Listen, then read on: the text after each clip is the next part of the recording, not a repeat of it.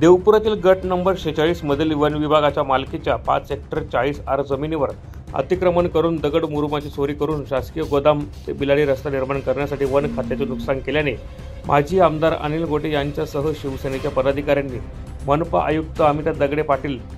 One संरक्षक नीनू सोमराज यांच्यासह 9 अधिकाऱ्यांविरोधात देवपूर पोलिसात तक्रार दाखल करत गुन्हा दाखल करण्याची मागणी केली आहे। यात मनपा आयुक्त अमिता दगडे पाटील, वन संरक्षक नीनू सोमराज, उपवन संरक्षक नितीन सिंग, सहाय्यक वन संरक्षक योगेश सातपुते, शिंदखेड्याचे वन परिक्षेत्र अधिकारी मंगेश कांबळे, धुळे महानगरपालिकेचे तत्कालीन अभियंता कैलास शिंदे, रस्त्याचे ठेकेदार दिनेश पोतदार, अप्पर तहसीलदार वैशाली हिंगे, जिल्हा खनिकर्म अधिकारी संदीप पाटील, मंडळ अधिकारी दीपक महाले यांच्यासह रस्ते कामात वापरण्यात आलेले ट्रक, ट्रॅक्टर, जेसीबी, पोकलँड मशिनरीचे मालक यांच्या विरोधात माजी आमदार अनिल गोटे व शिवसेनेच्या पदाधिकाऱ्यांनी तक्रार दाखल करत गुन्हा दाखल करण्याची मागणी केली आहे।